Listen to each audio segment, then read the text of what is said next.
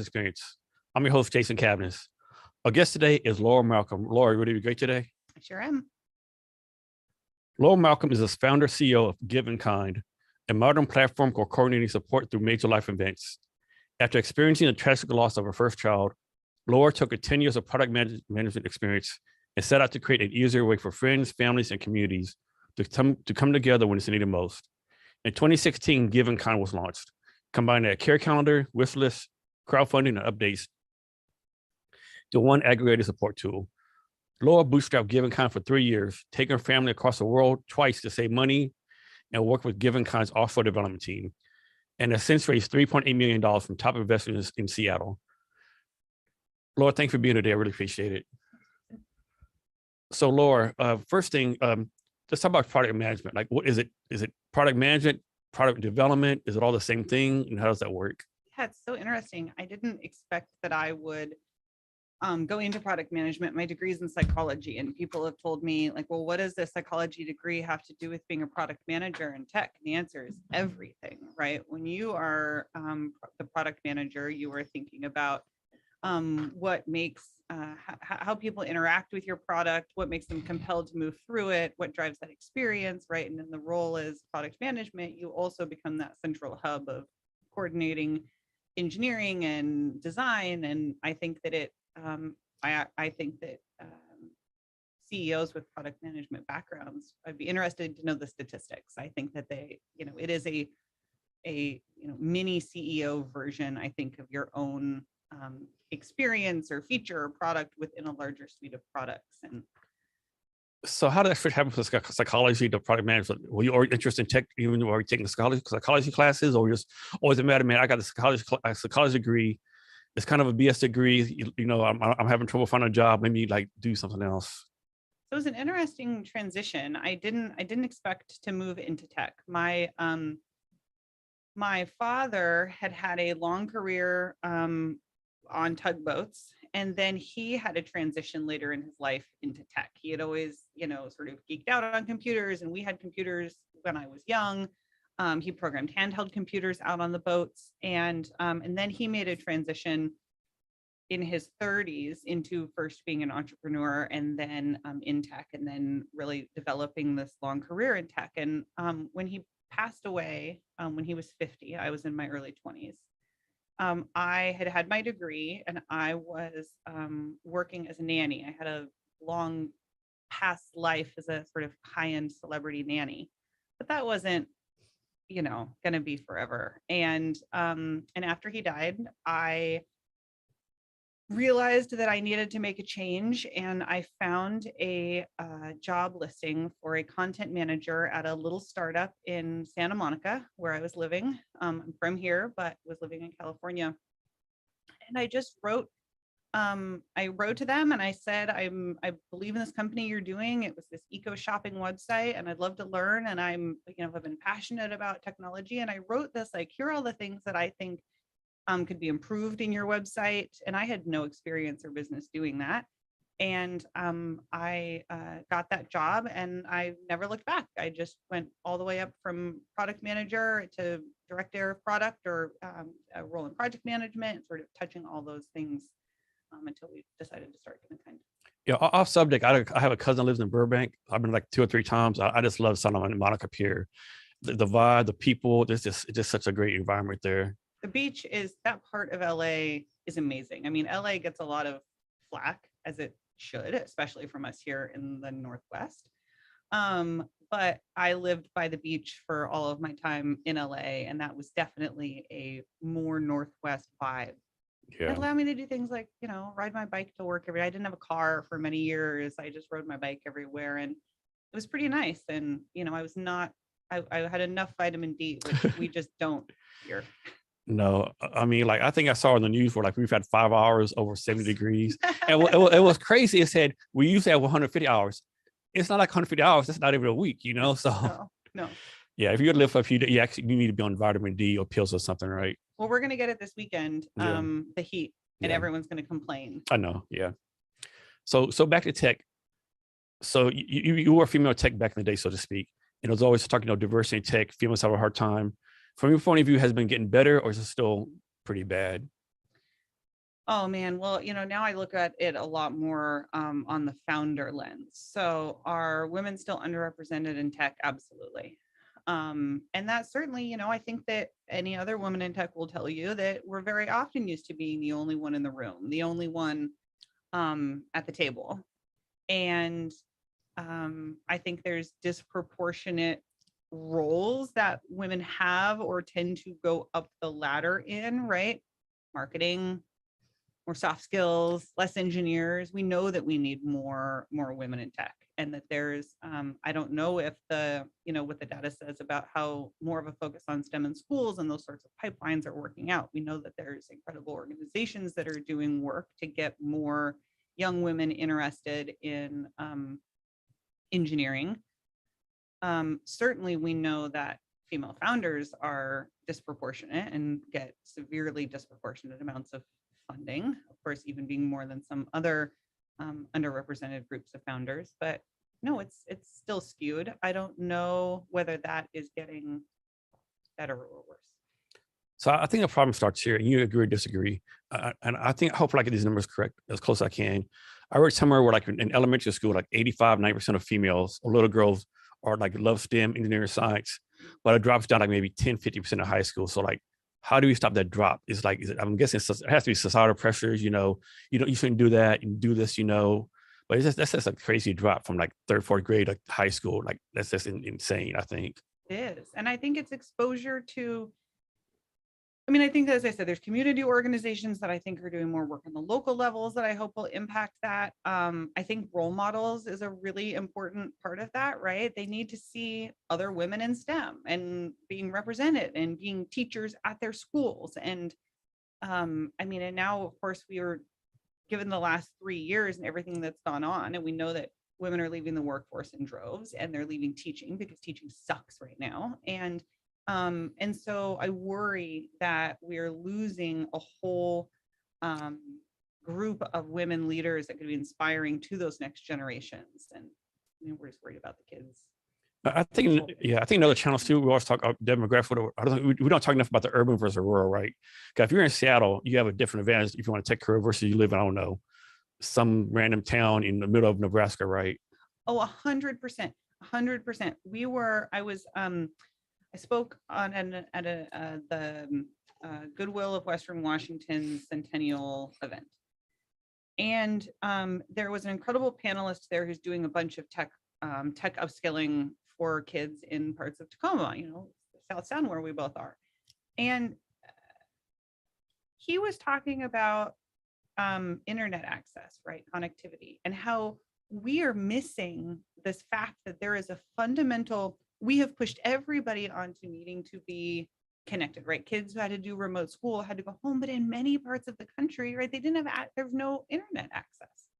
So you have kids sitting outside McDonald's or the library trying to get connected. So the kids, job seekers, people who need to fill out forms for anything, right? When we've put everything online. And so absolutely, is there a regional advantage or disadvantage in the ability to come up in STEM? 100%. I don't know how some kid in rural Nebraska is not only not exposed to it, but there's nowhere for them to go and develop those skills.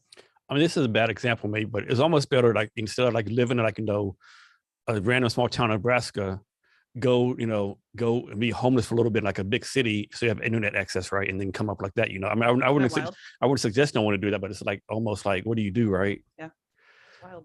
So as far as like now, there's a lot of junior developers out there. It's hard for them to find jobs, right? Because like most job positions say 2-3 years experience, and I'll push back to them always, hey, like, they should do some kind of internship or something, right? But it's hard for them to find jobs, right? What advice do you have a junior developer trying to get a job? Oh, well, I mean, I know that there's great programs. I mean, here locally, right? Epicotus is one that puts students through internships. It's hard and unfair because so much of this industry is gated, right? It's gated based on who you know and what paths you can wiggle up to get access to. And let's even just talk about internships, right? What a privileged thing, because people offer unpaid internships. Well, you want to know who can take an unpaid internship? Rich kids. Yeah. Other people can't take an internship. And so it's It's difficult. I don't, I wish I had good advice for junior developers finding jobs. It seems, I mean, it's similar to the housing, crisis, right? Where we're sort of like, well, we have hundreds of thousands of jobs and hundreds of thousands of young developers But don't have somehow they're not jobs, matching up, you know? and yet somehow we cannot make the connections. Who I feel really terrible for right now are the junior devs who, are being impacted in sort of entry level and experience roles. Let's just talk about the tech industry and the sort of crash that's happening right now. Following these kids who got their job offers rescinded, their first job offer out of college, their visa sponsorship. That is like so horrible. It's a disaster. It's beyond horrible. I mean, Mhm. it's like amazing. Like someone posted I'm on TikTok, like some person did a thing video on TikTok. When you care more about your Super Bowl ad than paying your employees, right? Hashtag Coinbase, Yeah. but they're not the only company, right? So Well, and they've been, and I'm, in this camp of like, I started my first tech job in 2009. So right in the first, the first crash, sort of coming out of it. Everybody who has entered the market since then has been thinking about, free perks and everything in the tech world. So you have these kids who've been watching this for 10 years, right?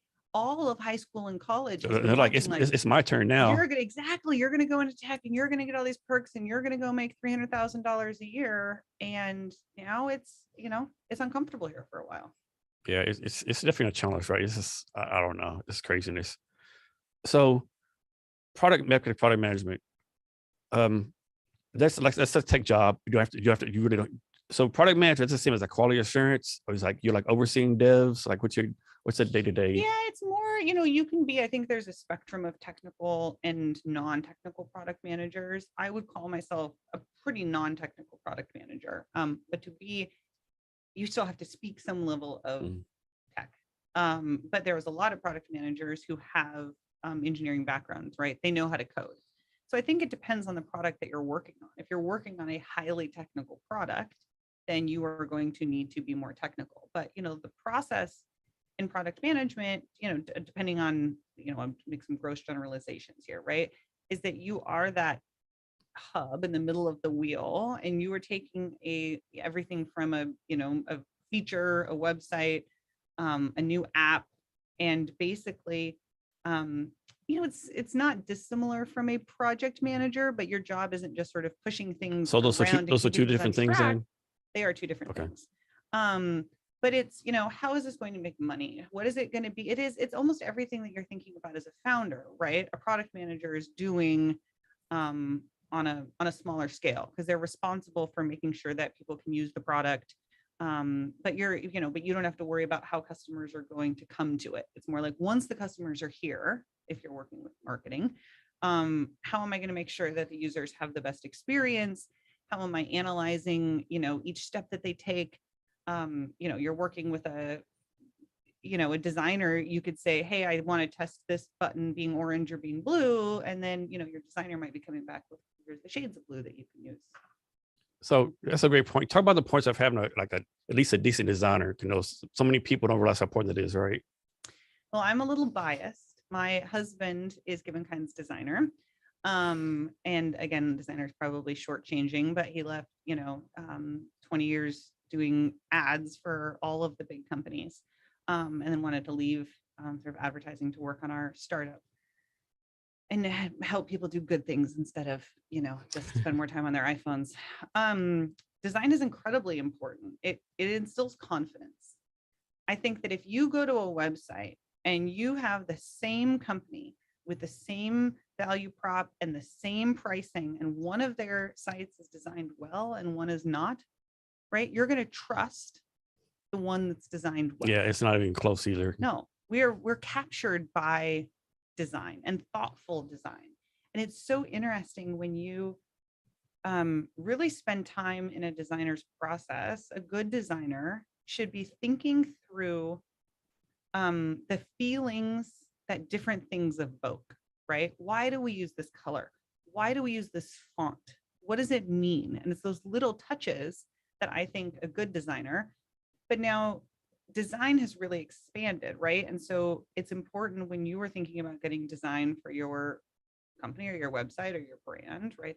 Those skills have evolved so that we now know that there are specific product designers, and they're really, focused on user experience, and there's visual designers, and they're thinking about your brand and your colors and your marketing campaigns. And those can be different skill sets. It's something that I think we're seeing sort of evolving over time. I remember when I first like doing my startup, and I had a designer working with me, and they're like, I like the color blue. Well, what number blue?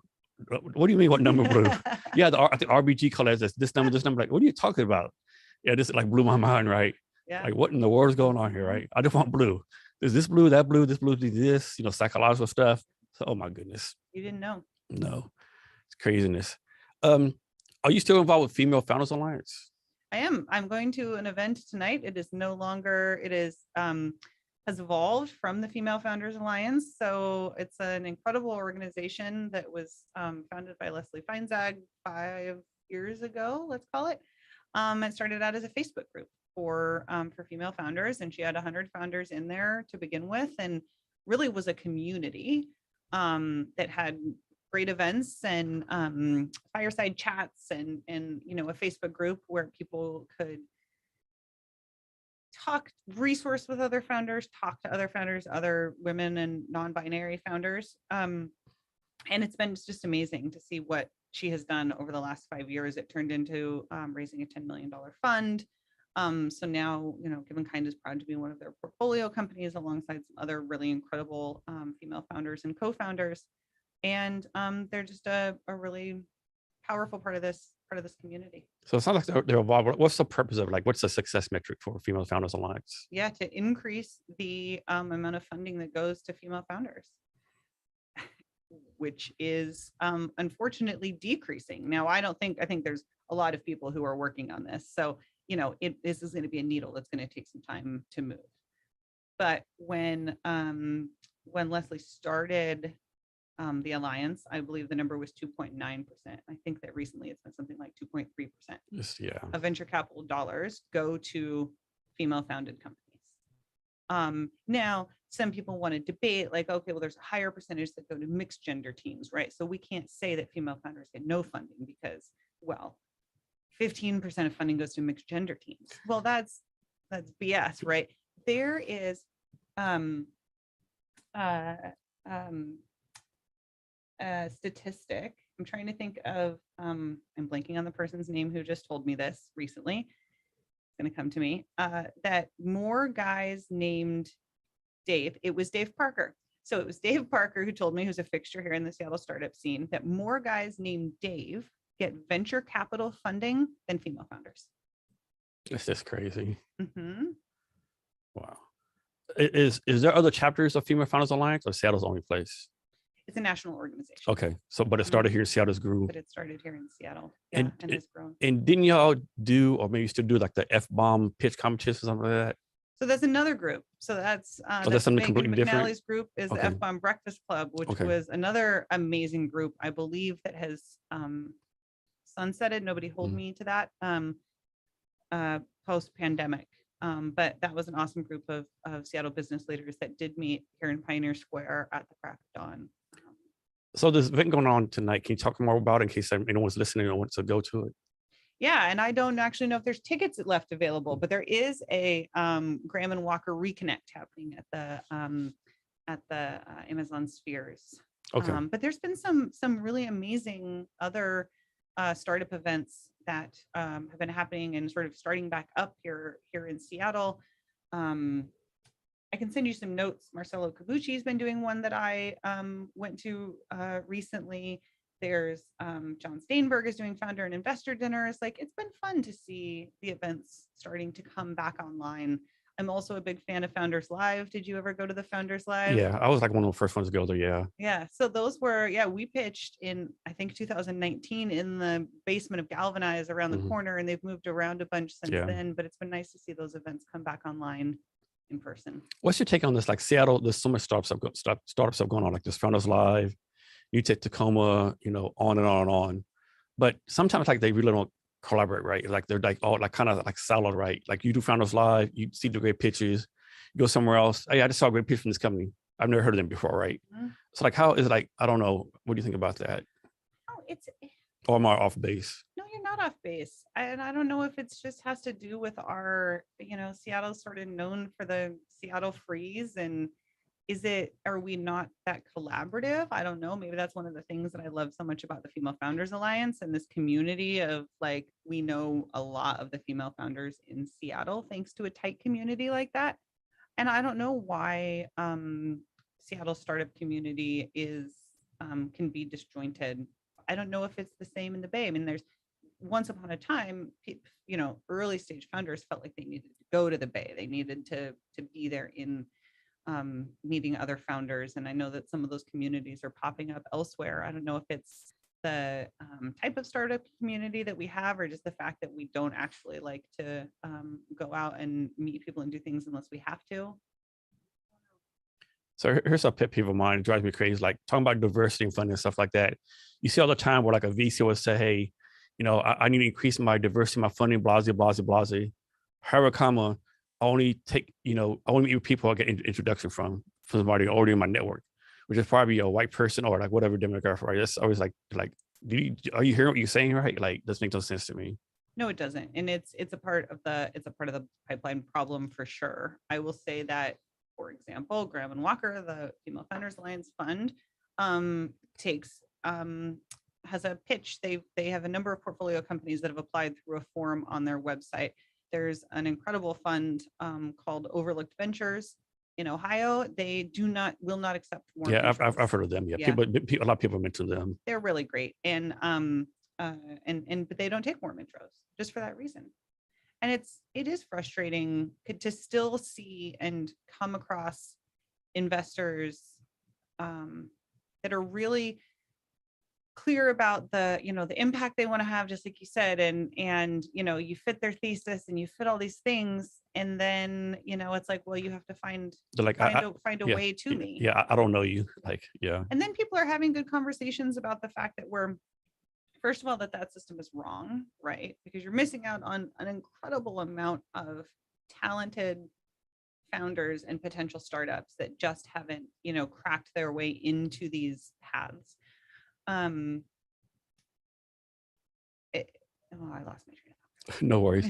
So what's your take on the tech scene here in Seattle, tech startup scene in Seattle? I mean, I don't think we're going to be like the Bay Area, but we're like one of the top players, right? Of course, there's us, Austin, Boston, different places. Like I joke all the time, like, I'm from Texas, Seattle's home now. And what I'm doing is the best place to be at, right? But then again, like you said, it seems kind of disjointed, right? What's your take on the tech startup scene here? So it's interesting because Seattle is not a consumer venture city. So, we have very few players who invest in consumer tech. So it's very B2B, first of all.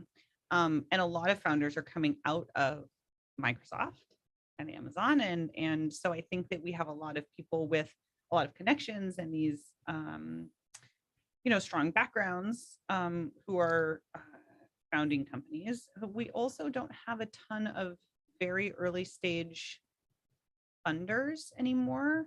And it feels like something that has shifted a bit, even just since we raised our first round for Give InKind in 2019. Like there's a couple of angel groups.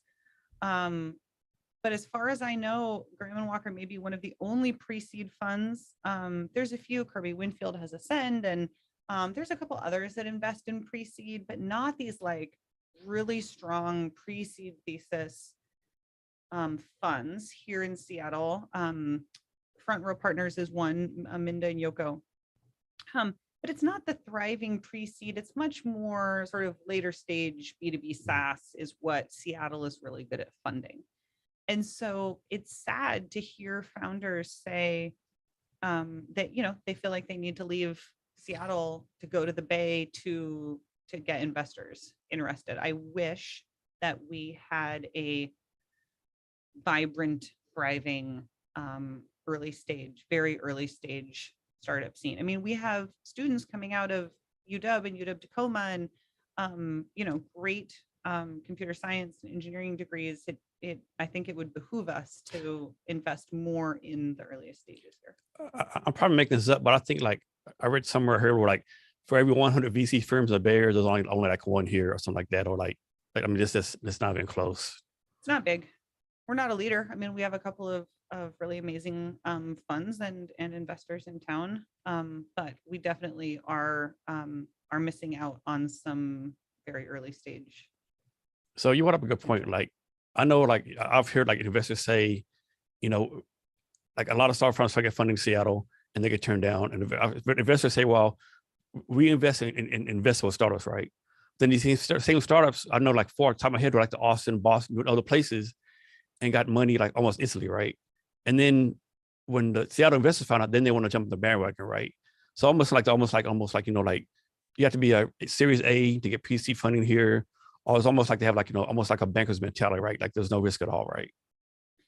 Yeah, and I don't know if that's the experience, right? Again, if we've created some really big, think about the companies that Seattle has grown up, right? And so I do a lot of investors also have those backgrounds, right? Coming out from years at Microsoft or Amazon.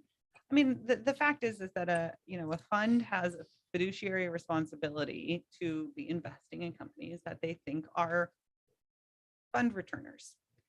Plus, it's all just a guessing game anyway, right? Yeah. I mean, maybe just roll the dice instead. Who knows?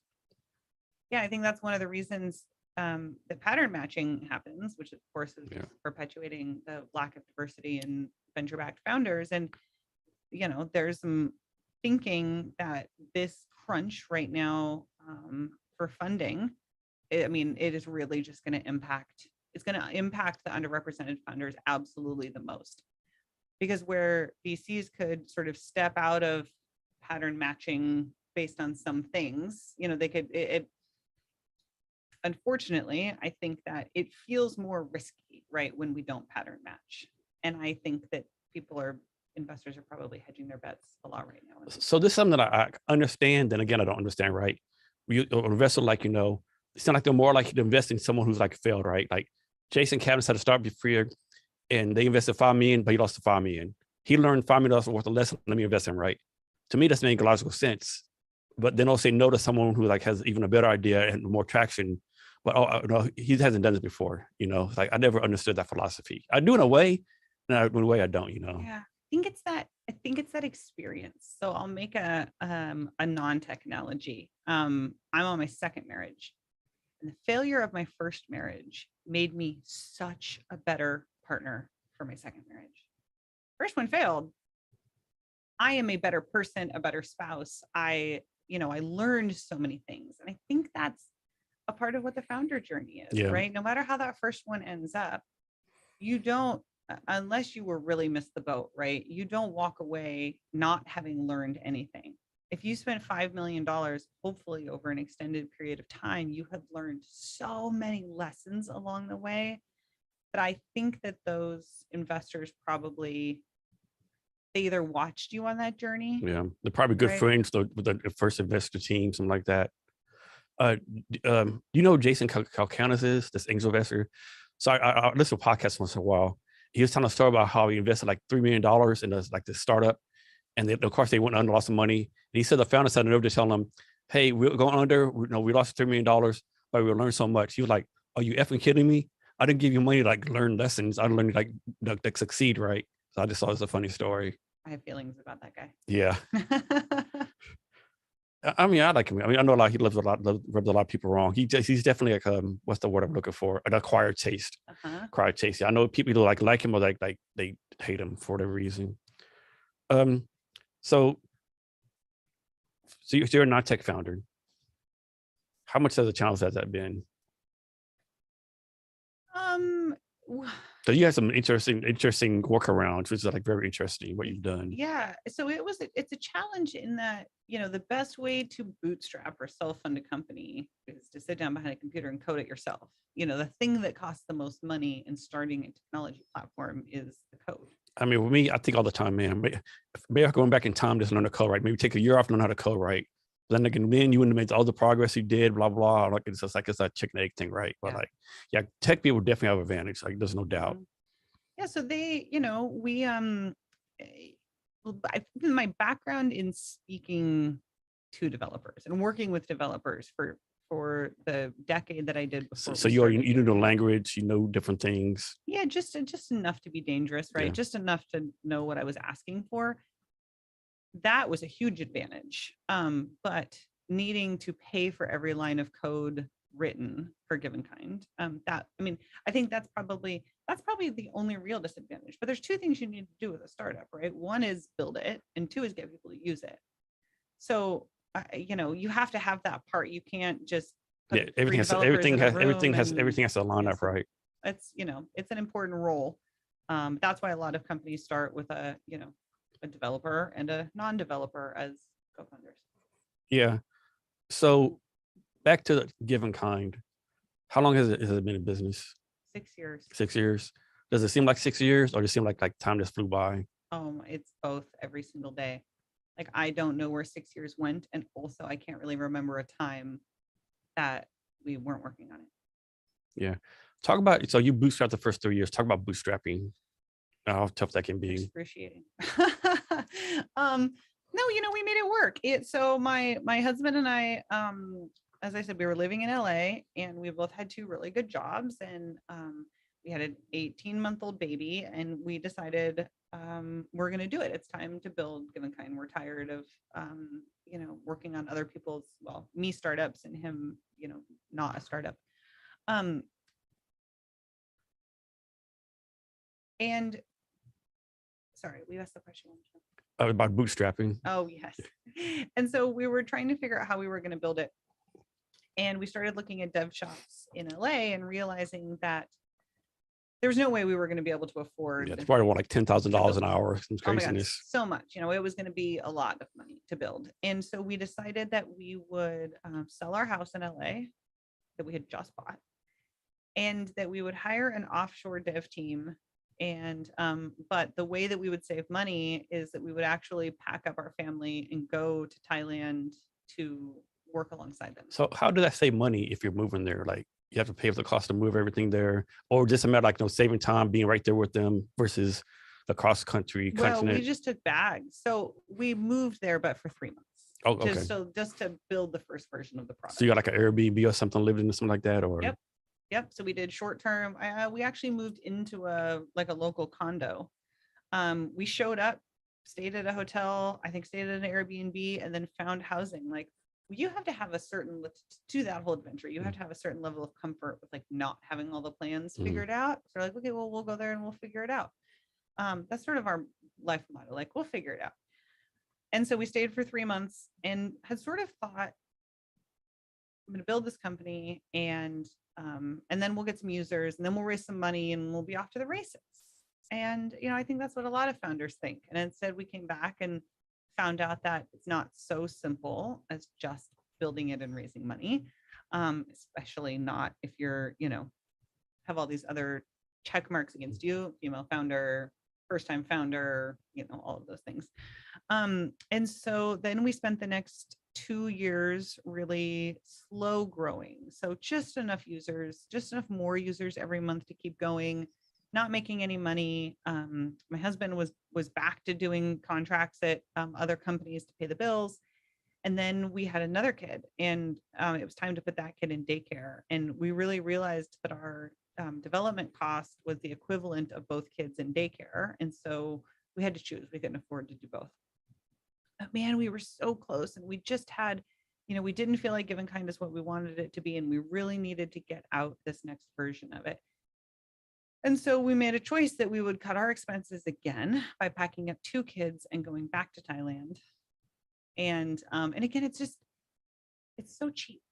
Yeah. Like, we just, for the cost of our rent in Tacoma, we were in Thailand with housing and daycare and a nanny and all the things that we could do to be supportive, also to be working.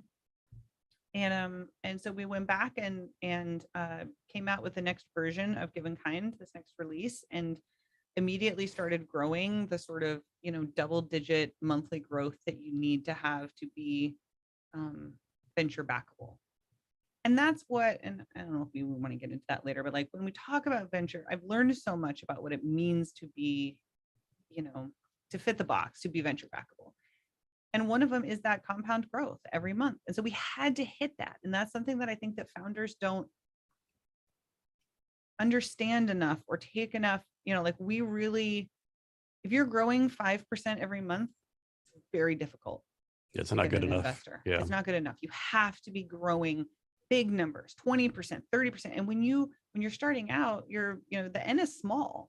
You should be able to grow 50% every month. It's only those 10 to 15% numbers are okay when you're huge, but not when you're early. So we hit the growth that we needed. We were getting a hockey stick. And at this point, we're starting to get enough users that I needed to be, we didn't have any customer. I was customer support. Thailand is 14 hours away. So I didn't feel like I could be offline every day, but we still didn't have any money.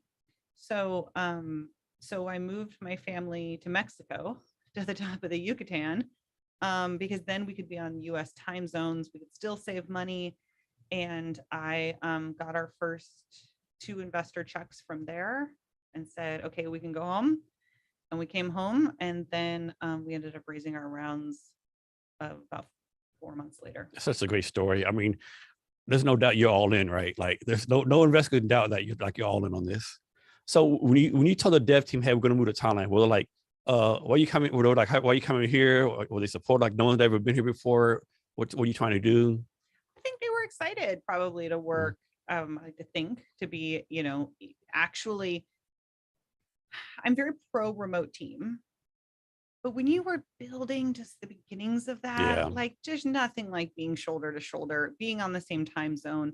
And half of the development team that started with us 6 years ago is still with us today. Nice. And what part of Thailand were you in? In Chiang Mai. So my wife's cousin, she has a cousin that lives in Thailand. So in his army career, we were the 2 times, one in 07 for 2 weeks and one in 08 for 2 weeks. They live in a town called Practiceberg, like 3 hours east of Bangkok. It is a great experience, right? And like I said, it's so cheap. Like he had us like a driver for like $10 a day. It was so much fun over there. Thailand is amazing. Yeah. I can't wait to get back. But they call it the land of smiles for a reason. Yeah. Like, lovely. It's very nice. And so you still outsourcing your tech through this development team? Yeah, we are. Yep. So we have 3 developers in Thailand and 1 in Poland. Pretty much everybody is expat. Only one of the developers in Thailand is Thai. We have a Polish developer living in Thailand and a Dutch developer living in Thailand and a Brazilian developer living in Poland. So we're a very international team. So I've heard some people say, if you want to get VC money, you have to have a tech team internally, but obviously you didn't do it that way. No, and we didn't get any pushback at all on having a remote team. I mean, I think that if you show the product progress, if you show that, the code is good. I think that the difference is that this isn't like a big shop. We weren't, there are some big development factories, for lack of a better word, right? Around, you probably get a message from them on LinkedIn all day long. Yep, all day long. To help you with your development resources. This was a little different because this is our team, right? They're on our slide. Like they're full-time with us. So yes, we are still working through, we pay a firm, I guess, but the firm is our team. Okay. So when you're starting the company, so you're the CEO of the company, right? And what's your husband's title, like role? He's the head of design. So we actually ended up bringing on our lead developer, came on as co-founder about a year after we started. And part of that was because we were starting to talk to investors here. And we got pushback on my husband was listed as co-founder, and he has no interest in being the co-founder. He's a behind the scenes guy through and through. He was never going to come stand, at an investor pitch with me. So there was no reason for him to be a co-founder. And so we brought on our head of engineering into a co-founding role. So you kind of answered my next question. Next question was, like when you're starting the team, you and your husband, of course, you had to know that you're going to have a hard time raising as a female CEO. Was any talk and discussion, hey, I know in reality I'm the CEO, but hey, husband, you take the title so we can get easier funding? No, not in not in our case. Again, there was just no, I am the face, for lack of a better term. And it's so funny because I think that there's people who genuinely believe that in some ways that there's some sort of like affirmative action for founders, right? They're like, oh, you're going to be at a advantage because you're a female founder and you stand out. And that's bullshit, right? We know that that's not the case. Talk about the points of having your like your husband, close family, close friends like supporting you. Cause I think so many founders like they just have to give up because like the spouse doesn't support them really. I mean, they say I know a lot of founders who quit because the spouse says they support them, but they really don't, right? They make snide comments, have you started a company yet? Are you successful? Or they send like job postings and stuff, They talk about the importance of that. Well, it's, our situation is so unique that he's in it with us. Mhm. And I mean, I cannot overstate the amount of support that is required to do this and to have 2 little kids at home. I cannot imagine what it would be like to not have a partner who was supportive, family that was supportive.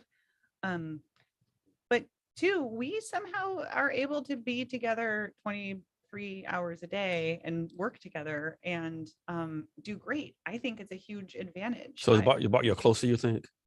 Oh, absolutely. Well, there have been many things that have brought us closer. Give InKind started because we lost a child. Mhm.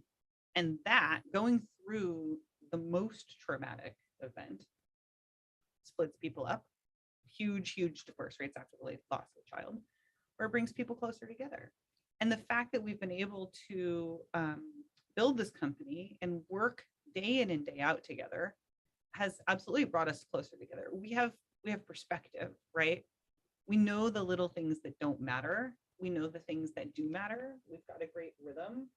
And like I said, I think it's a huge advantage. We have a routine where on Wednesday nights, there's a design and tech call that I only need to be listening to and chiming in on, but it's not my meeting. And so like he takes it from the standing desk in our bedroom and I sit behind and fold laundry. And it's just the right amount for me to be engaged, but not like hovering. And it's those little things, right? That's not happening in very many other team meeting dynamics.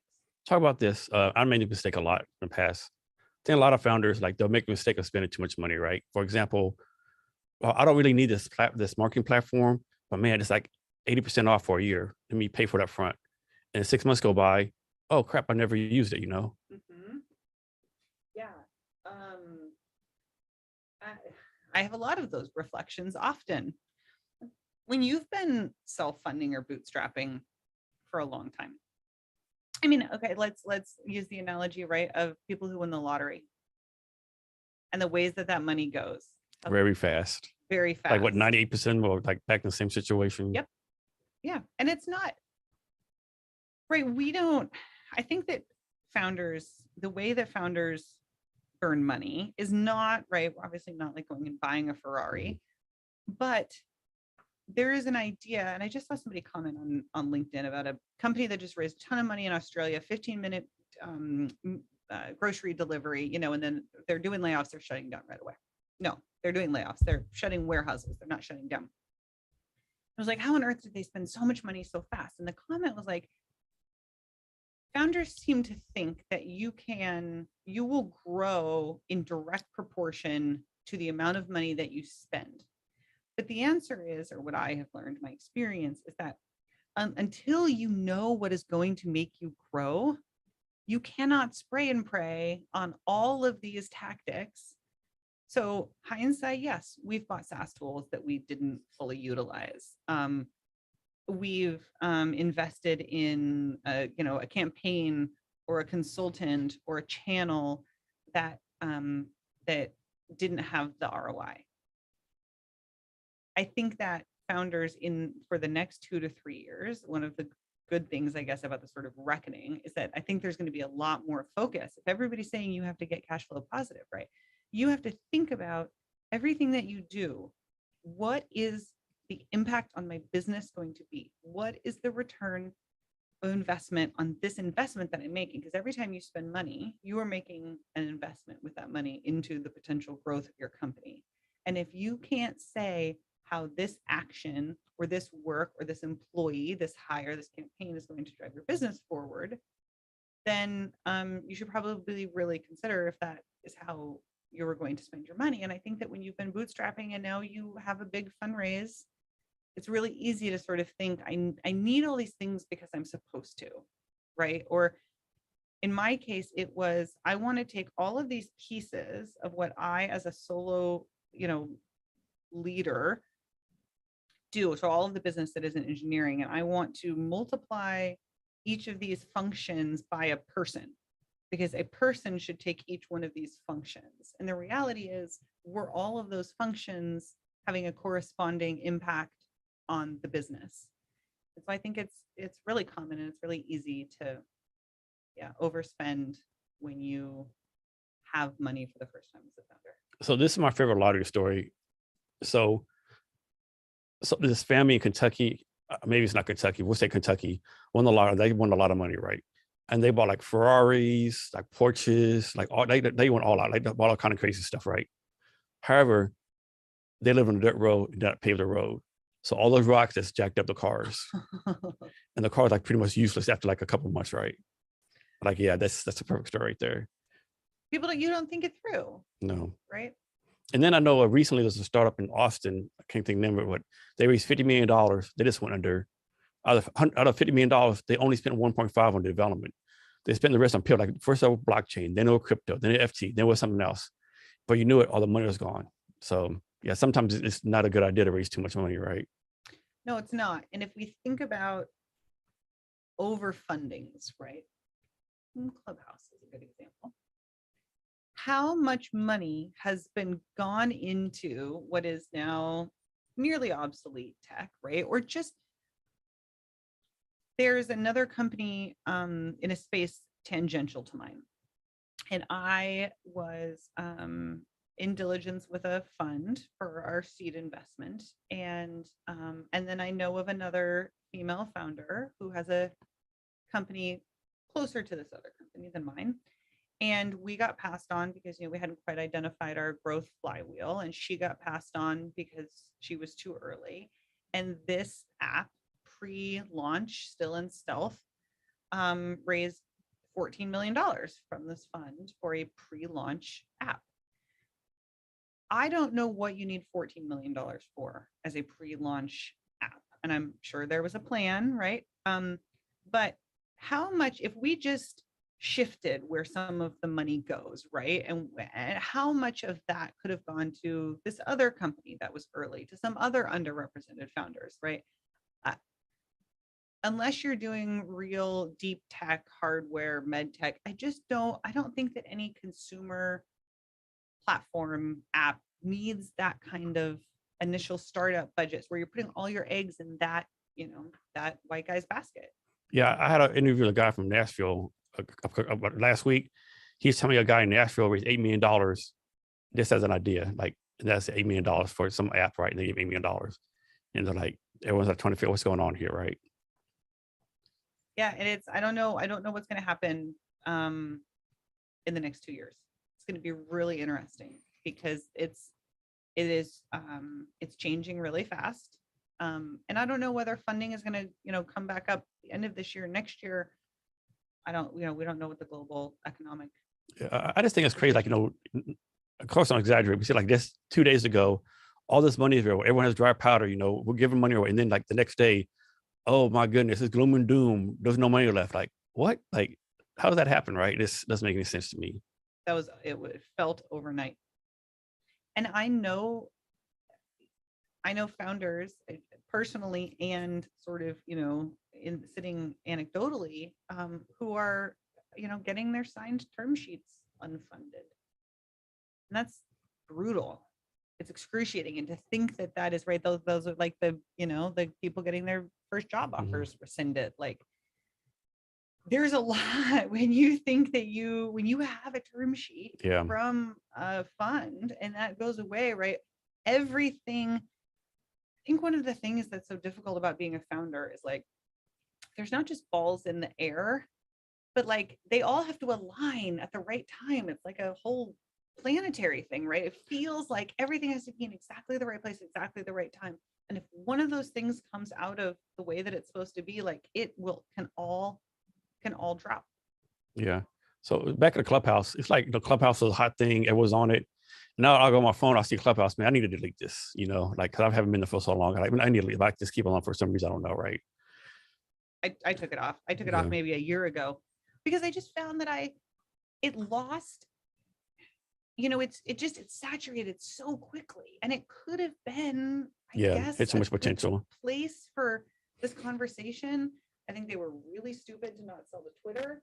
I think then, you know, now I get notifications of Twitter Spaces on my phone, and I'm not necessarily listening to those either. I think that there was a real place for that group community audio, and that place was when we were all home and lonely. Yeah. And like, I've even listened to it sometimes when I'm driving, but like, the thing about, if somebody doesn't like what I'm saying, right, they're gonna like turn this off, or they'll fast forward 30 seconds, or but the thing about Clubhouse is you were just sort of like stuck. Man, this person doesn't know what they're talking about. Can we get, like, I'm here for a topic. That is one of the things, and I feel this way about panels. And I've hosted panels at Seattle Startup Week. I've sat on panels. Staying on topic, something I even, okay, I'm working on that muscle always, but right, there's people who come and sit on panels and then just have conversations that have nothing to do with the goal of the panel. And so I think it's really important. You know, Clubhouse didn't do a good job of moderating that in any way. They did not. And people came for a topic, and then what I've heard is that it just sort of devolved into a bunch of sales pitches. I think they missed with the algorithm some kind of, when I first got on, like, the startups, tech business, all these invites, like that stuff, right? And then later on I was getting invites like, no, I don't know, meditation, yoga, like stuff I would never be interested in, right? And then you go to topic, click on it, there's like 100,000 people in there, you know, trying to talk to each other, people dominating the conversation. It's obviously salesy. It's lost its way. It's has so much potential. Well, they invested $100 million in it. Why did that company need $100 million? And then they like never hired anybody. I think it was like you know, there's like 10, 15 people. Like, hire people, hire some devs to improve the I don't know. There was no reason. So you know, one of the lead investors on that deal is somebody who I respect very much, named Andrew Chen. He's a partner at Andreessen Horowitz, and he wrote a book recently called The Cold Start Problem. Now, I believe that The Cold Start Problem is one of the best books to come out on network effects. I think that every founder should read it. I think it's an incredible story about, it's the counter to If You Build It, They Will Come, right? It really tells you about how to get people coming back. And so he's somebody that I respect very much. I think he's incredibly smart. I think that Clubhouse had these numbers of network effects and viral loops and all of the things that make for a super attractive business. So it's like, I want to hate on that investment. I'm sure they had their reasons. I still want to hate it. So earlier you talked about being the only person in the room. What's your advice to anyone when they're the only person in the room? Oh, I mean, I guess you have to be willing to speak up, because if we don't, right, we just perpetuate this idea that, I mean, nobody wants to be responsible for taking on the shoulders, right? This responsibility of like, of the whole everything. Yep. Of representing a group. But there's a reason that these things keep perpetuating, right? Why we still have, and I don't know the numbers here, right? But the number of public company CEOs that are women is, right, less than 5%. We don't put women or other underrepresented groups at the table, and we don't bring them along with us. So maybe that would be a good one, is not just speaking up, but like trying to make sure that there's spaces at the table for other people that could grow, so you're not the only one at the table. So what are you doing personally? I know you're doing a lot. What are you doing personally to help mentor female founders and bring them on board, so to speak? Well, it's exactly that. So I mentor through the Founders Institute. So I'm regularly, I think I've done 3 years in a row now, where I generally talk on product management or on fundraising. Yeah, that's a great fundraising talk you gave a couple weeks ago. Oh, Thanks for that. Thank you. Yeah, that's right. You were there for and that was the Founders Institute one, right? Yep. And so I've been present at certainly some other events like that. I've spoken for the Female Founders Alliance, like later cohorts at UW. and then try and make myself available to female founders with questions. And so I do take a lot of calls and review decks and give feedback. And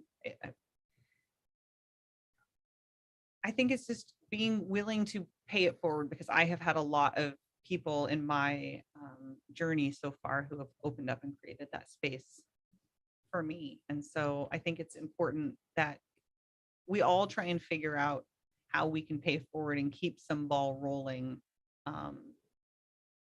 in all these ways that'll better, better society, all the way down to those fifth graders who think that they don't know enough about math to be good at science. So Laura, here's a scenario. Tell me you think this is a good or bad thing, right? Suppose there's a male founder. Like I'll use myself as an example. I'm starting a company. I'm trying to fundraise. And I see all this diversity stuff, right? So I think in my mind, man, my chance will increase if I bring on a female founder. But in my mind, I'm kind of like a male chauvinist. I don't believe females can do it. But man, I got to suck it up and give this female I know 10% of the company. The one thing is I think it's bad because like, you're not doing it for the right reasons. But then it's good because you're giving a female co-founder role. So what's your take on that? Yeah, but I also just explained to you that it's a disadvantage. Yeah. Right. And so you think, right, in that example, and I think there are a lot of people who, again, think that we have some sort of advantage. And like the money floodgates just open because the females on your team, whatever. Yeah. And what's going to happen, like, sure, there's attention being paid to the fact that there are funds that focus on underrepresented founders. But those funds are such a small percentage of the money that's out there, right? The big funds, the $1 billion under management, they don't have we're focused on underrepresented founders clause, right? It's the overlooked and the people who've raised these $10 million funds. They're not, they're a drop in the bucket compared to where the growth rounds are happening. You're right. Yeah. And then I think the problem in doing something like that disingenuinely is that you're not actually creating that seat at the table, right? Yeah. You're putting someone on paper, but you're not really giving no power, nothing like that. They can make no decisions. No, and I can tell you that if a male founder were to bring on a female co-founder just to like have it on the slide deck, well, that investors, when you go and give that pitch, right? Again, if it's not genuine, it's going to be really obvious really quick. Yeah. So change the subject a little bit. There's something called pregnancy after loss support blog. Was that your blog or blog you was on, or? I'm on the board. On the board, okay. Yeah, so it's a nonprofit, but I'm on the board and then help them bring to market the first app of its kind. So I joined the board. As we mentioned, I lost a child late in pregnancy, my first child. And I didn't know anything about pregnancy loss. I certainly didn't know about what it would be like not only to lose a pregnancy, but then to be pregnant again. And it's incredibly difficult. It's very, very, very stressful. There's a lot of PTSD that goes along with that whole experience. And so I got a lot of support from this group, the Pregnancy After Loss Support Group. And it's a national global nonprofit that is a community for parents who are going through the experience of pregnancy after loss. And so I joined their board to help them bring to market an app specifically for families, often mothers, because there's a lot of apps out there for pregnant people that tell you, you're 6 weeks along and your baby is the size of a poppy seed, and you track this timeline and you have all these, you can take photos and things like that. But there was nothing sensitive to the fact that pregnancy after loss is a very different experience. And so we built an app, and it just came out last year, and we've had over 5,000 downloads, and it has great reviews. And the most important thing is the number of people who say how important it was during their journey to have that particular tool in their pocket. Now, on the blog, you share some about your own story, right? Talk about why you decided to be so public, what you went through, like share those personal stories. Like you thought it was like do good. Was it more for you, or is it more like you want to share your story and help other people out? Yeah, I mean, I think it's both. I find it therapeutic, sharing my story in ways and talking about it. Pregnancy loss is still a pretty taboo subject And so it's not something that's talked about. And so if we don't, as I said, I was very naive to the fact that and you were like your early 20s this time, mid 20s. I was 31 when Okay, but still pretty young though. pregnancy. Yep.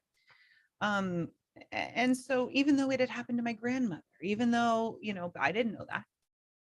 And man, the stories that came out of the woodwork after a loss, everybody in my high school chemistry teacher, my, old coworkers, like everybody that came out to talk about this experience that they had as well.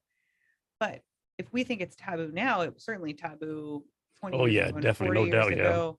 I mean, it wasn't talked about. It wasn't talked about at all. And so, I don't think that people should be scared during pregnancy. I'm not saying that we should tell every family that is pregnant, just so you know, there's no sure thing, right? You could get all the way to your 8th month and this baby could still die for no reason. Like, that's just not something that we as a culture want to, and I don't think that we should, but I wasn't aware. And so I think that talking about those stories is not meant to, as I said, scare people, but it's a very lonely, it's not unlike the founder journey, right? It's a very lonely place. And so if you don't know that this has happened to other people and other people that when it happens to you, it's incredibly lonely. And then all the support comes along, right? But then, then going through the pregnancy after loss journey is lonely. And so it's important, I think, that we find community in each one of these challenges. And that is one of the reasons that I have shared openly about our loss and engaged in things like pregnancy after loss support. So hope I asked this question the right way, but did anyone come out and say, was like negative, like, why are you doing this? This is bad, or anything like that? Was that pretty positive stuff you got back? Our community was incredibly supportive. I have been cautious about the ways and where I have shared some of the details of our story. We shared, for example, photos of our daughter privately afterwards, not like right onto social media channels. And it's a sensitive subject, and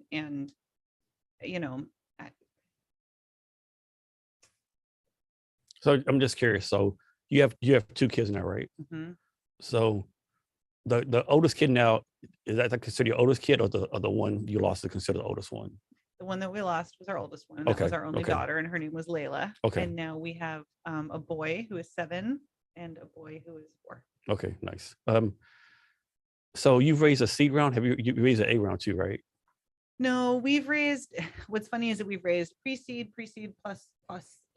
Oh my God, it's so many like acronyms. We have just been stacking convertible notes, which it's a risk to it, right? Not recommended. But it's just, you have to hit these milestones, and we have had incredible support from our investors here. So we raised a pre-seed, and then in October of 2019, and then we had such great growth at the beginning of the pandemic that we opened another note and raised another $1 million there. And then we have another one open right now, and a lot of repeat investors coming back because our impact is growing. Finding a lot of investors now who have healthcare backgrounds, that are seeing the relationships that we're building with hospitals. But yeah, we actually never formally raised a seed round. Okay. So we're somewhere in between those seed and Series That A quasi milestones. place. Yeah. So talk about this. So I know a lot of founders, like, they'll raise some money and they'll stop pitching, right? But you're still pitch. Like, I think you did a pitch last month, something called the Flywheel Conference.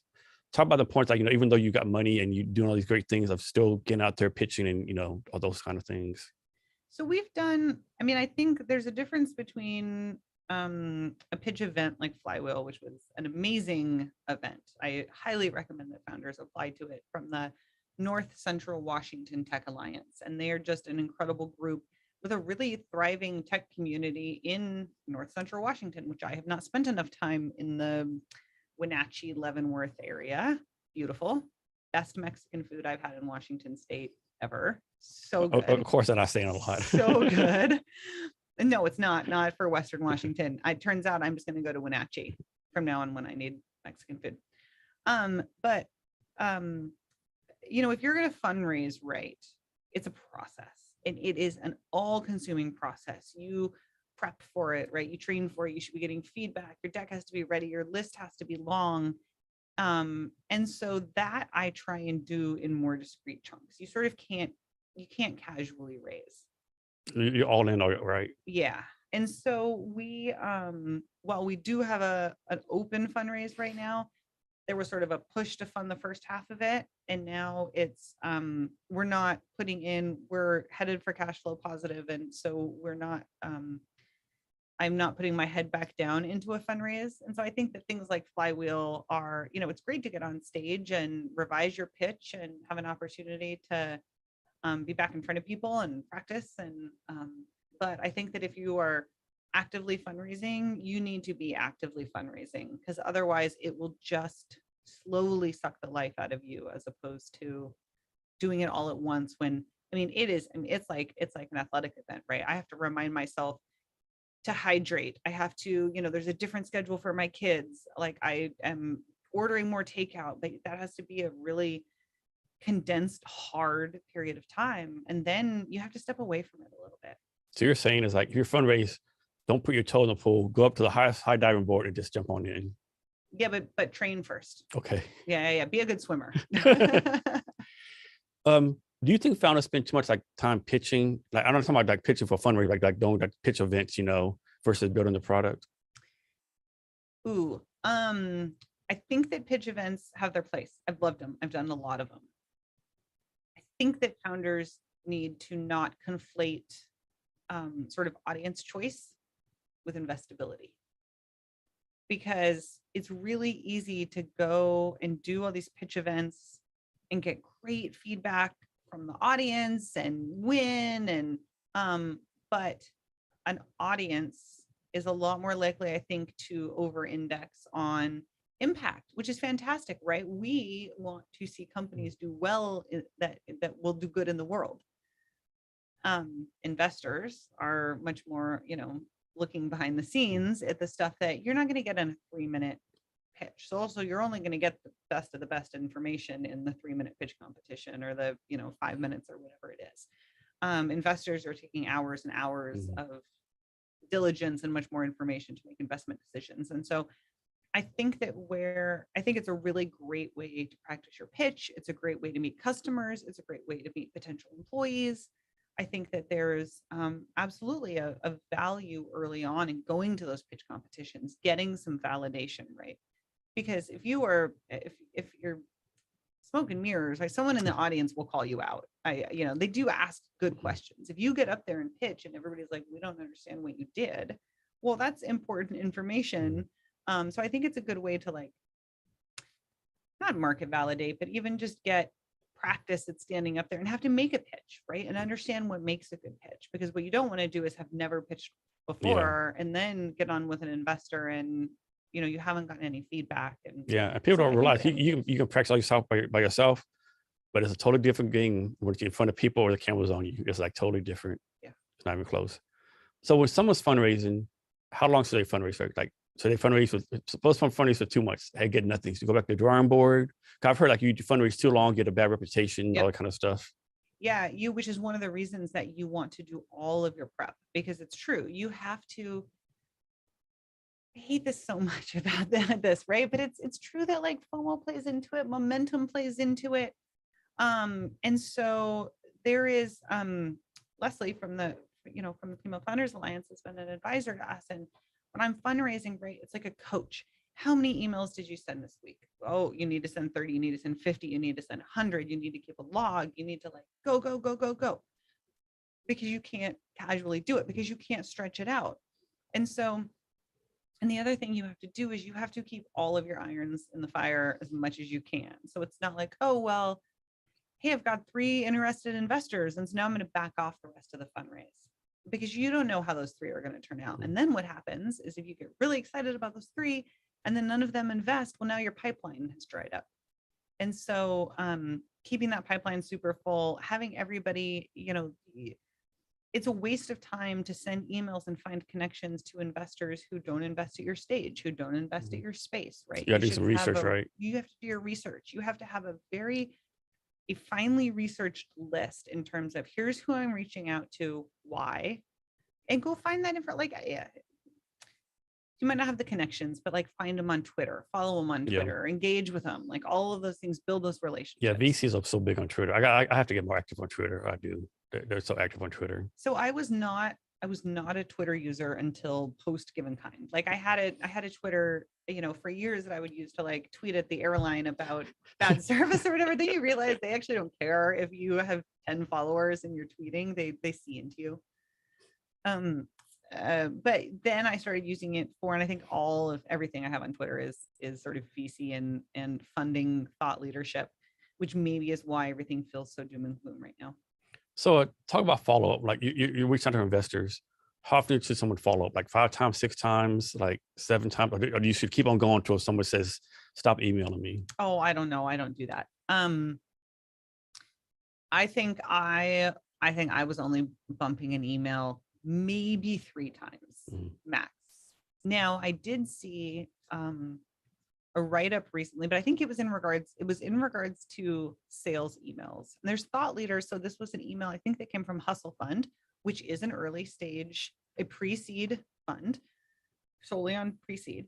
And they had an email come out recently about sales emails that I forwarded on to our marketing manager because I thought it was great. And it really, and this is one of the reasons that I'm not in sales, because it was showing the average response rate based on the email number. And it was like the 4th or 7th email got one of the highest response rates. Now, I don't know how many of those were stop emailing me, but that just blows my mind because I am the type of person where I'm just sort of like, okay, you're not interested. Like, okay, I can't, the sales emails that you get, like I got one this morning. I hate them so much.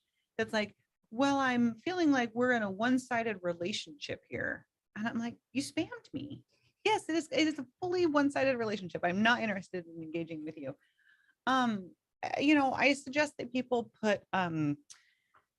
use some sort of like, I use Superhuman email because it automatically has the read receipts on it. So like when you are doing investor outreach, absolutely have you'd be using an email tracker so that if your email is getting opened, how many times it's getting opened. You should be sending your deck with something like DocSend so that you know who is reading it. Because if somebody hasn't opened my email, I'm probably more likely actually to bump it up and try and get it open. But if I emailed somebody 3 times, they read it every time and they looked at the deck and they didn't respond, like I'm going to leave them alone. It's not a good fit. What's the lesson you learned from fundraising that you wish you could redo? Besides clone yourself? So much. I think you need to get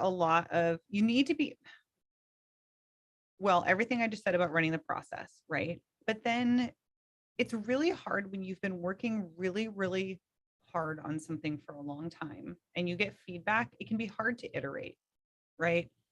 And because you have just worked something to what you think is perfection and you've gotten feedback from all these different people and you fine-tuned and then you take it out and you get feedback and it can be hard to know which feedback to take and not take too deeply, right? So it's that balance of taking in all of that feedback, but it can be really hard to be willing to listen to that and take it and make the little tweaks that you need to make. And so I think that one of the things that I maybe would have done differently is really taking each piece of feedback and using it to try and improve versus just reaching out to more people. Like, okay, well, what is it that isn't, where is the problem, right? Oh, is it in our market size? Is it in our go-to-market strategy? Like, what is it that's missing the mark with some of these investors and using that to sort of springboard into improvements? Yeah. So you want to talk about the sum? Can you talk more about your entrepreneur journey? With Give InKind or just in general? Just in general. Yeah. Well, so I was so inspired. I mentioned a little bit at the beginning of this, my dad, who was a huge inspiration to me. And when he, I mentioned that he was a tugboat captain for much of my young life.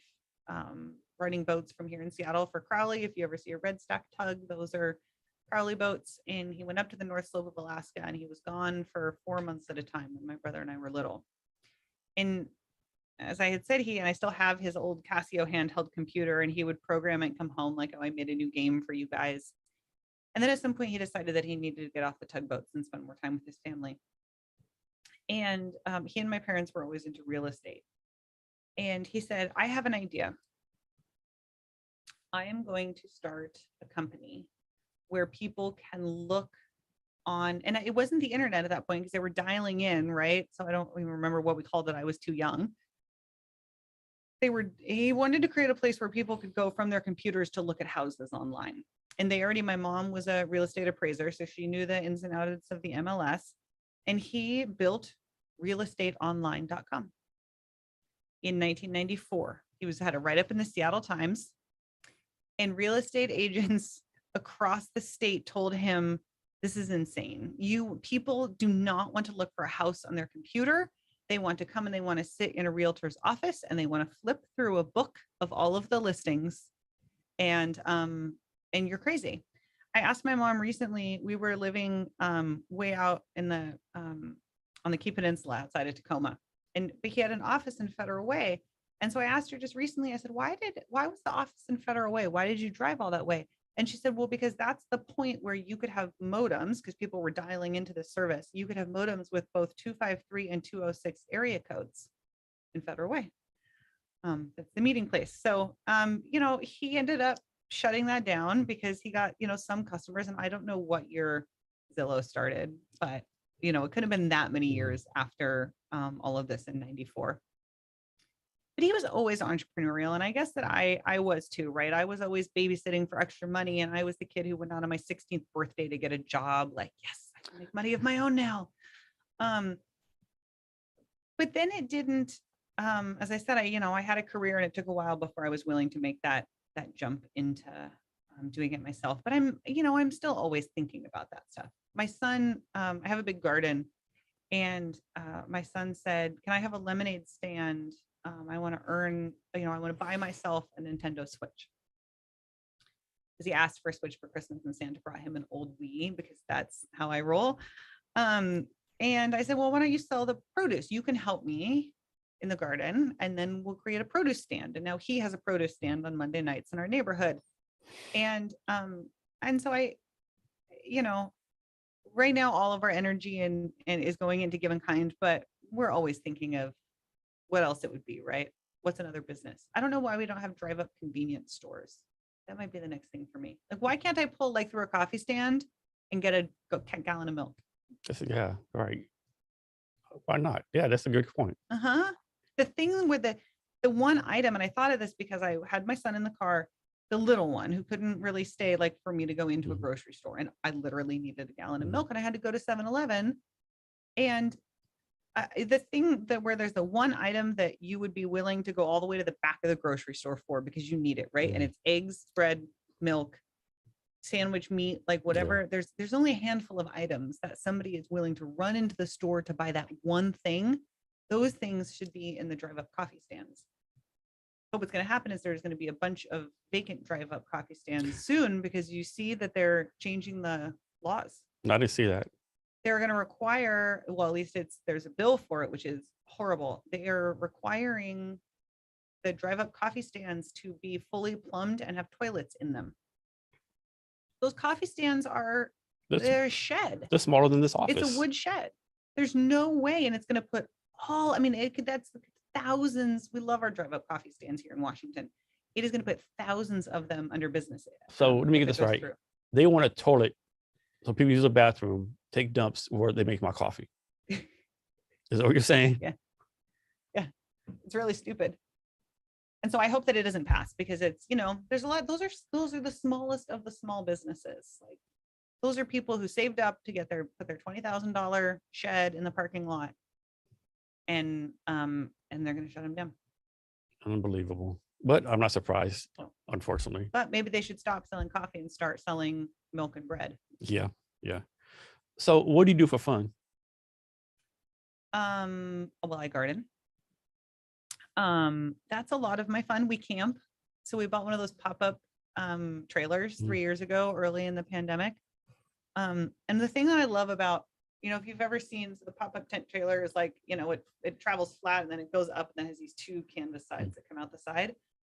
And when I tell people that we bought a pop-up camper, like anybody who had one as a child, it's such a like, oh, I had one of those. Those are the best. Oh, my best memories of my childhood are in our tent camper. And for some reason, all the tent campers were made in the 80s. Like I think maybe ours was like a 92 or something.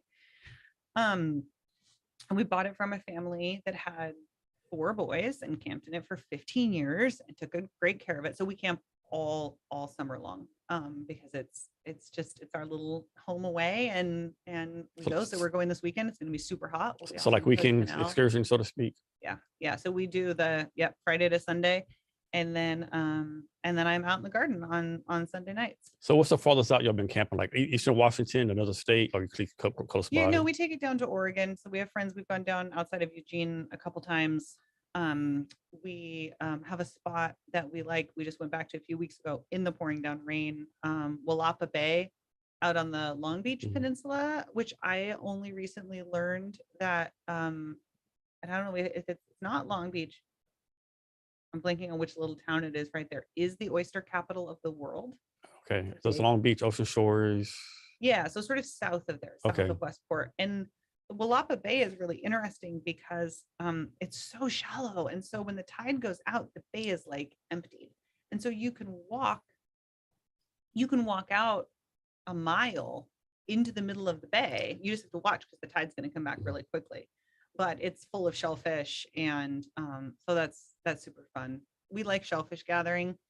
To me, it's that like bootstrapper entrepreneur thing. Like, wait, I can just walk out into the dirt and I can collect dinner. Like that is some major ROI.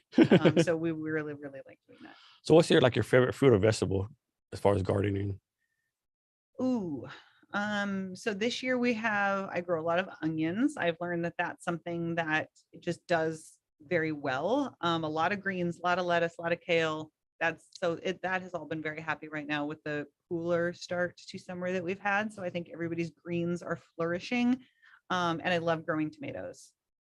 Because that's, have you ever gone to a farmer's market like peak summertime and they want $7 a pound for these heirloom tomatoes? And I understand why, because anybody who has only ever eaten a grocery store tomato and has never had a fresh garden tomato, big difference. Yeah. It's like strawberries. Everybody right now should go and get strawberries from the farmer's market or from a U-Pick or something, because it's not the same. We don't realize that the food that we get from the grocery stores is not the same anymore, right? It's not only all modified and GMO, but it was all picked 3 weeks ago so that it will still be fresh.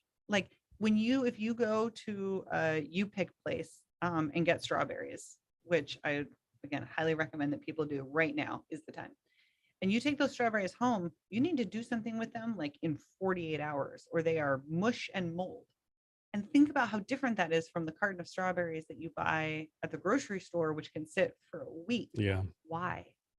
I know I used to go deep sea fishing every year out of Westport, and like this, like that salmon, you see the real color salmon with the store salmon. It's like that's not even close. And how long you been gardening? So it's been growing over the years. It's really neat. It's actually, my mom has property that was my grandparents. My grandparents bought this property north of Gig Harbor 40 years ago. And my grandfather gardened there. It was his garden. And so I have these memories as a little kid of like picking peas in his garden. And then they've both since passed away. And then we were out of the area for a long time. And as we came back, the garden has slowly been growing. And I don't know if it's this, like, I'm about to turn 40. If it's just this age where all of a sudden I didn't think gardening was going to be a passion or a hobby of mine. But I have jumped full force into it. And so only just a few years, and then doing more and more like planning. So last year was the first year that I sort of used a web tool to plot out and calculate how many seeds. And this year I redid all the irrigation. So I learned all about drip irrigation. Oh, wow, you're going all in. And I am going all in, but it's that, everything that we started was from seed. And so to see this, to step back in July and look at this plot of land that is full, and to know that everything started as a little packet of seeds in my living room, it's so cool. And I think as a founder, you miss, right? You grind it out all the time. And I'm always grinding. And it takes really stepping back and looking at that. Like we do a year in review. And I just did some summary numbers for the flywheel pitch. And I was like, wow, we've had 3 million people come to Give InKind. They have sent $4 million in support to other people through our platform. They've done 150,000 acts of service. So that's, I'm taking you dinner, I'm walking your dog, right? For their friends and their family and their community. But when you're just in it every day and you're thinking about like, can I get one more user and one more number and one more transaction and all of that, it's hard to step back and really look at the impact and the fruits of your labor. And I think there's something about gardening. It's just like that journey, right? Where it's like, I started with a seed, I started with a thing, but with a garden, I've got tomatoes in 2 months, right? Nothing happens for me in a startup in 2 months. So going back to Thailand, have you ever found a Thai restaurant in the area that's just as good, or at least kind of close to the Thai food back there? Ooh, so I, in Tacoma, yes. And I'm certain that they are in Seattle as well. I just haven't spent any time eating in Seattle in the last 2 years. They certainly are in Tacoma. It's interesting. I think that even the Thai food that is super close to what I experienced in Thailand here, they're still working with ingredients that are here, right? So it's the same thing like the farmer's market. Like it's just, the pigs eat different food in Thailand. And so, and the cooking, the apparatus are different. It's different. It tastes different because you were sitting on a turned over bucket on a street corner eating the noodles. And so it tastes exactly. different. Yeah, exactly. But we traveled all over Southeast Asia during that time. And so the ability to like eat a banh mi in Vietnam was amazing. I love Vietnamese food. I love all Asian food. And there's just, there's nothing like it. And people don't realize, having been to Thailand, that spice level is just a different level, right? One time, I said, man, I'm not spice, but let me get a 1. That 1 was like an American 10. Yeah. Like, oh my goodness, I can't deal with this. Yep. Craziness. Good. So how do you take care of yourself? How do you take care of your wellness? Make sure you don't get burnt out and, just here for the long run, so to speak. Man, it's something that again, something I'm always trying to improve on. You go through phases.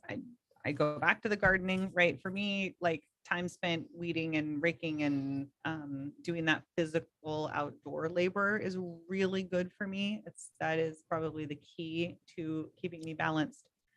We have a Peloton. I ironically broke my foot on it we're probably going on 8 weeks now, just kicking it. We had moved it, so that muscle memory of where you expect something not to be, and managed to fracture it, which meant that I was off it for a period of time. And now I need to just get back onto it now that I can put my feet in those shoes again. I love that my family, one of the things about kids getting older that's really nice is that they can be involved in the activities. So we can take a bike ride, we can take a walk, we can take a hike. And those, it's fun to have your kids get older and be able to partake in all of those activities with you. So how do you prioritize what you're doing, like day to day, week to week? Like you do wing it, you have a calendar. How do you make sure you prioritize and do focus things 1 and 2 versus going to number 97? I keep a dashboard. We use Notion and across the company and absolutely love it. And so we all have a custom Notion dashboard. So that's where I can sort of see tickets that are incoming for me, but I have to make sure that I'm, having people make tickets I'm learning a lot more about, what is probably some neurodiversity and coping mechanisms that I have used and skills that I should learn even more for keeping good order around prioritization, which I guess is a long way of saying I'm not always great at it. Sometimes I'm like an inbox dictated prioritizer, right? Which is not like just making sure that the things that are at the top of my inbox are addressed is not a good way, right? checking to remember what tabs you have open as your to-do list is not a good way to do it. So I am learning more of those skills, right? And it's, for me, it was about actually moving out of paper. I was a paper notebook keeper and to-do lister for a very long time. And then I learned that what happens is that the pages just get turned and then that information is sort of gone. So trying to make sure that I have a good way that I can also, in my priority list, a Notion, I can sort of drag and drop and reorder things. And then just getting them done. Just, and even if it was a lower priority, but I got it done. Well, sometimes we need a little bit of that, a positive affirmation of just checking stuff off of our list. Yeah, I know. Recently, like every startup founder has said how great Notion is. Like everyone loves Notion. I need to check it out and learn it. It's pretty amazing. And I think that it can be overwhelming. We have my co-founder is a total Notion guru. And so that has really helped. I think that it's one of those tools that can be sort of overwhelming or feel not as powerful as it is if you don't know what you're doing with it. And so it really helps to get somebody in to say, like, what are your needs? I feel that way about, I don't know if you've ever been in Tableau, like super powerful data tool, but not anyone can just open up Tableau and like make use of it. And I sort of feel that way about Notion. Like it has very powerful capabilities, but if you don't know what you're doing with it, then it can just feel like another wiki and documentation tool. So with the Give InKind platform itself, how does it work? Like, do people would I go in there and say, hey, this bad thing happened to me, I need donations, or how does that go? Similar. So it's primarily, so yes, that's the way GoFundMe works, for example, right? Give InKind is more used for people's friends, family, community, generally people who know them. And it's for the situations where often it's something bad. It's all challenging moments, but that's all. It's new babies, cancer support, surgery, lost my home in a house fire. And it's a way to respond to those questions of people saying like, well, let me know how I can help. You know, what's not helpful when you're going through a really challenging time, a bunch of people saying, let me know if you need anything, because then what happens is that when you're like, well, I actually do need these 5 things, but am I actually supposed to go back to all those people who said, let me know how to help, and tell them like, well, I need my prescription picked up from the pharmacy, I need to pick up my kid from school, like, which do you want to do and what do you want to do? So people create a page on Give InKind, and actually normally it's not the person going through the thing, it's somebody that's close to them, right? And they set up a page on Give InKind, and it has a care calendar on it. And so people might start something that a lot of people think of as called a meal train. So, hey, Sarah's husband just passed away, we're going to make sure that the family's fed for the next month. So we create a bunch of slots where people can sign up to bring or send dinner. They use it for rides to the doctor, childcare, walking the dog, grocery deliveries, all sorts of things that people need when they're, just need some support in their life because of this big challenge. People can create a wish list or add to a wish list. So we see a lot of digital gift cards coming through there. They can share updates with their community. So it's a journaling mechanism. So we have people who are journaling every day or every couple days on their on their cancer journey recovery, on their sick kid who was born early and is in the NICU, or they're just sharing new baby photos. Do y'all do anything that like vet people to make sure what they're saying is actually true, or is that between the people that do it? Yeah, so we've had very little incident of fraud. Okay. And only once have we had someone, what we have is more just people trying to buy gift cards with stolen credit cards. And we have a whole bunch of mechanisms in place to prevent that. Gift cards don't come through for 24 hours. There's, a bunch of security checks on the credit cards. We know that if all of a sudden you have a brand new Give InKind page and then 5 Sephora gift cards were sent to it, it's probably not valid. So we don't have, because the support is most often coming from someone's own community, then, we're not as concerned about fraud because we're not like promoting them on the front page of the homepage. Hey, everybody go and help this story. So only once did we have somebody come to us and say, hey, somebody created a Give InKind page that is pretending to be our family that is going through this crisis. So it's not too big of an issue, not in the same way that it is with GoFundMe. And how long can someone have a page? Is it like a certain amount of time, or a certain amount of money, or can it be Nope. forever? Forever. We have pages. So, we have a lot of data around the average amount of time that a page lives. And so that's about 30 days. It really depends on the situation.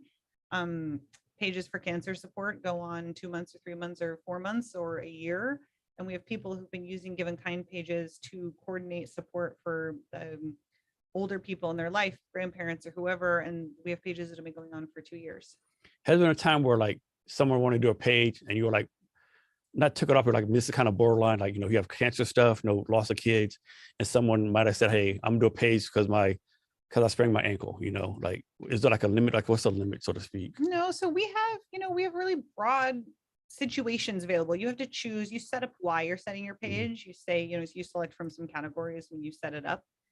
And some of them are ongoing support. But I think, one of our beliefs is that there's no situation that is more or less deserving of support. And I think that's because we don't know people's circumstances, right? If you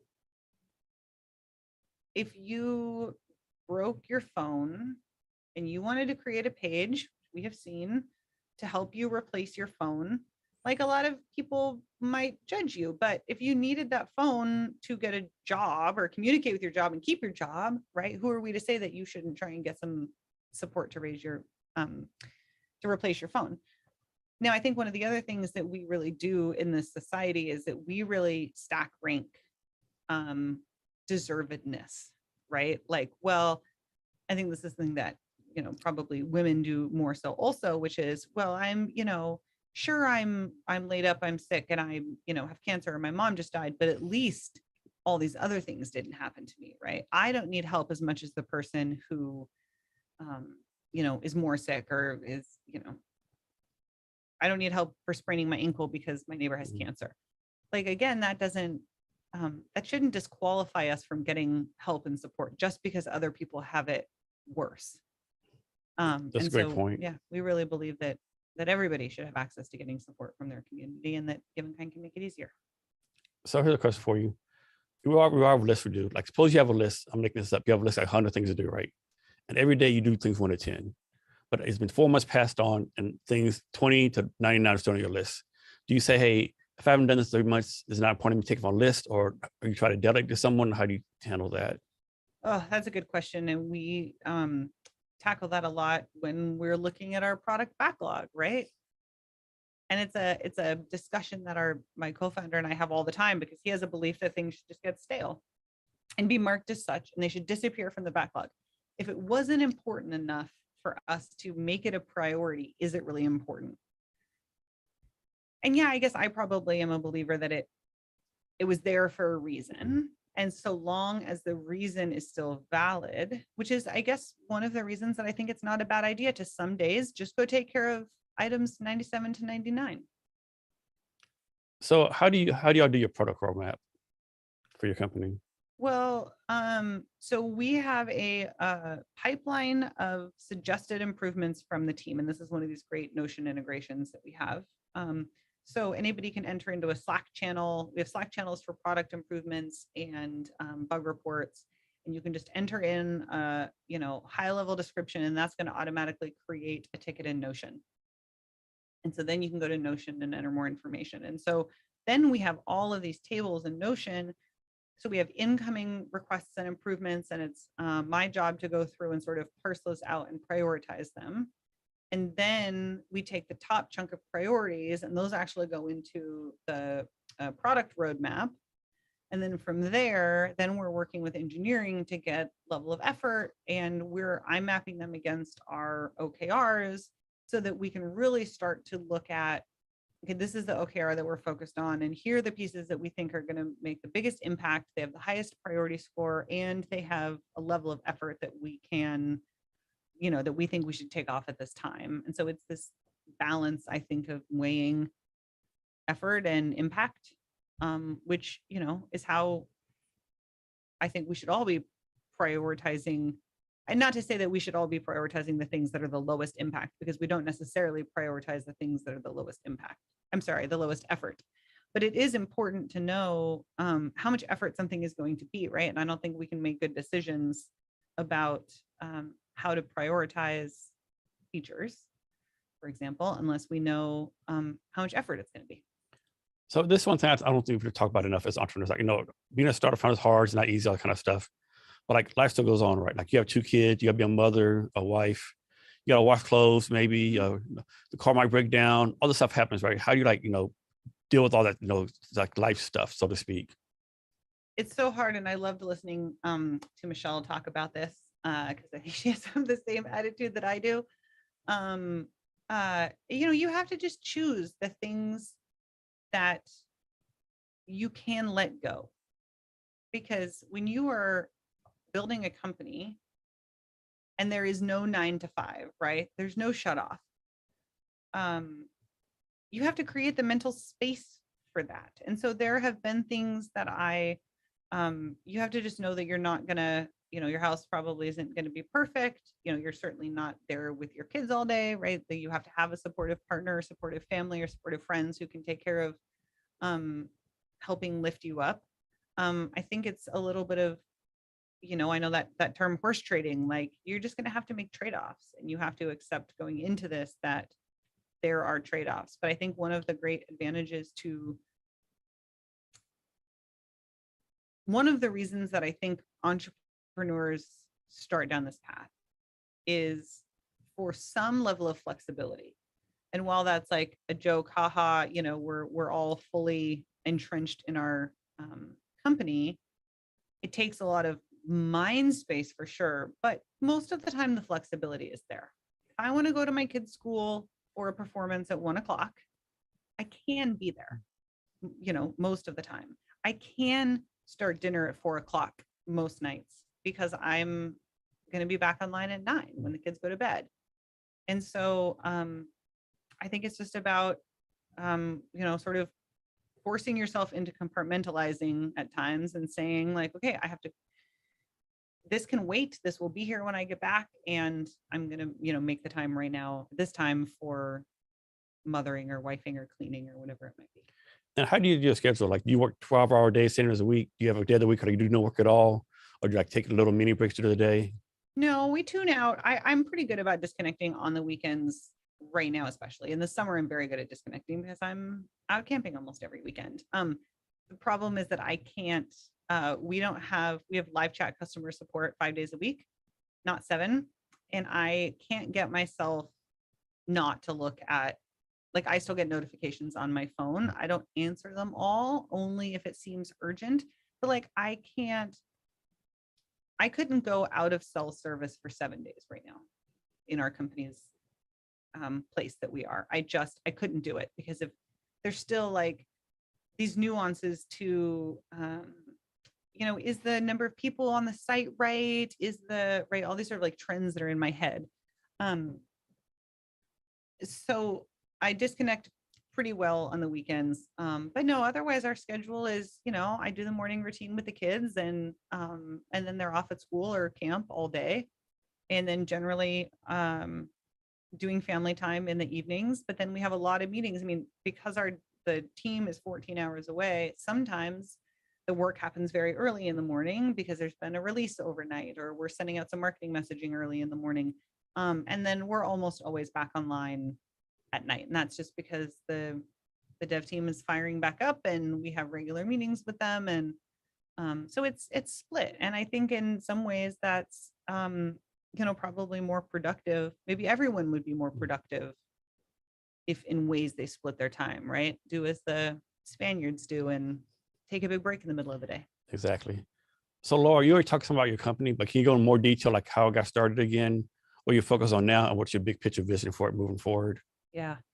So as I mentioned, Give InKind started because we lost a child.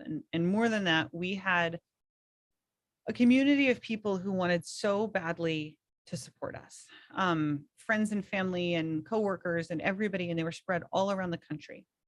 And I was working at the time for Dex Media, which is one of the Yellow Pages companies. And I was building for them helping run a reputation management tool that helps small businesses listen to their customers. And so when I went out on leave with our loss, and we had all these loved ones who wanted to help us, but they didn't know.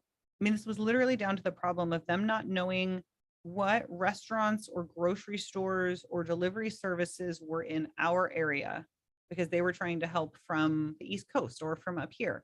And given that my business was connecting consumers and businesses in their local areas, I thought, man, there had to be a better way for all of these people who love us to know what they should do when somebody is, how they could help, what sorts of things they can do in this, sort of terrible moment, but then get connected to the businesses around that person to give that support. And so they were using a platform to take care of dinners for us called Meal Train. And I had never experienced it. I didn't know anything about it. And sort of went, this is kind of some old and clunky tech.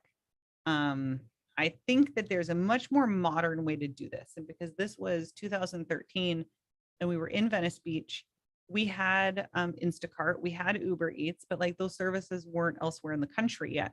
And so nobody knew about them. And so I thought, man, there has to be a more modern way where we can connect all of these services and really help people know how to help and like soften the way that we communicate the things that we need. And so then I chatted with a group of moms who all had kids who had gone through pediatric cancer treatment.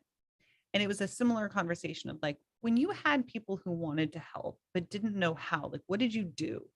And the answer was, well, we used one platform over here and that was Meal Train. And then we were posting updates on CaringBridge and we were raising money on GoFundMe. And like, at the end of the day, I just had this sick kid in this room who wanted, these special markers in the middle of the night. And I had all these people who said, let me know how to help. But there wasn't like actually a good mechanism for connecting all of these people who wanted to help and letting them know how to do it. So that's when we decided to build Give InKind. And what's the focus on right now? Just customer growth or bring more people to the platform? Yeah, it's customer growth. So it's always customer growth. And it's been interesting to watch sort of post-COVID, the ways that people help. So when we started the platform, some people want to help in person, some people want to send help from afar. And we were seeing that the ways that people were sending help was digital gift cards was a lot of that. And then the pandemic hit and all of a sudden nobody could help in person and everybody wanted to send gift cards for DoorDash and Uber Eats and Instacart. And so we really ramped up that part of the business, which is the primary way that we drive our revenue today. And now it's interesting watching as everybody's sort of coming out again, right? Watching how that behavior has changed and the ways that people are now taking dinner to their neighbor again. And so we're going to be watching pretty closely what the trends are and the ways that people are giving support, but then also always customer growth. So a lot of partnerships and hospital partnerships. And we just brought on a new marketing manager who has a big, her background is at the juncture of healthcare and faith communities. And those are two big users for us. And so we're really working on growing those sorts of partnerships with local faith organizations and national healthcare partners, because that'll be a big channel of growth for us. And so the future, you're trying is your future vision, have a certain amount of money raised on the platform, certain percentage of people who need help, we just want it to be the default response when somebody we know is going through something, to be able to say like, hey, I'll start a Give InKind page for you. The way that I think in some communities GoFundMe became sort of like a default, right? If you heard about, whenever you hear about some big tragic accident in the news, right, there's always a GoFundMe attached. Well, there should be a Give InKind attached, and there are to some of them, but like we wanted to be that natural response that when that whether again your neighbor had a baby or fell and broke their hip or lost a loved one, or that it should be this like, I'll start your Give InKind page. Because one of the hardest things for me to hear, and I hear all the time, is I wish I knew about this when I needed it the most. So we want to make sure that people don't ever say, man, I really needed that. I really could have used a Give InKind page. I didn't know it existed. And are you only in the United States or across the world? No, we are only in the US. Is a plan like Today. expand later on, or I'm guessing? We will. Yeah, there's all sorts of tax implications for selling goods and transferring money, which is sort of something that has been more complicated than we expected or hoped for. So you know this, do you track this? Do you track like, like how to put this, like what kind of economic demographic donates? Is like people make 100,000 donate, people like 20,000 less donate? Any So information it's on that? interesting. So we do have in Tableau, thanks to an amazing program, we worked with a team of UW Tacoma students who were all getting their master's in applied analytics. And they did a year-long program with us and just culminated. It was very cool. And it was all really digging into our data from a bunch of different ways, helping us figure out like what makes people get the most support. Is it the way they fill out their page? Is it where they live? What kinds of support they get? And so they did some geographic overlays of the different types of support that happen on Give InKind, and then against things like income of the zip code. And so we can see trends of zip codes with higher incomes do a lot more transactions, especially because a lot of people's support is coming from actually within their local community. And then not surprisingly, where some of our, the most of our users is in the it's in the Bible Belt. It's the swath from Texas to Georgia. And we have a lot of users in there because I think that's a very, the concept of a meal train, the concept of like, I'll bring a casserole, because somebody died is very cultural in the South and the Southeast. And, I think we're a little more like, you're on your own here in the Northwest. Yeah, unfortunately. So Laura, anything else to ask you that I haven't asked you yet, or anything else you want to talk about? No, we covered it all. We covered the travels and the startup and the fundraising environment, and good reminders for me to prioritize the things that bring me joy. Nice. Can you share your social media links with us so people can reach out to you for you and your company? Yeah, so we're Give InKind, GIVEINKIND.com. And then I am on Twitter at Laura Give InKind. But then Give InKind is on all the platforms just as our business name. And to a listener, we'll have the links to our social media in the show notes. You can find the show notes at www.cavitytakesoblog.com. And be sure to share this episode with your friends and network and subscribe to the podcast. Laura, it's not like I have so much more to ask you. I'm drawing a blank right now for some reason. So that's going to ask you what you do for fun. How do you keep up your skills? Like, how do you professionally develop yourself, so to speak, right? How do you make sure you're the best CEO possible? Like, do you have coaches, mentors you go to? I know you said, I think Leslie's like one of your mentors. Yeah, so we have advisors for the company for sure. And I meet with them bi-weekly, trying to always bring a question.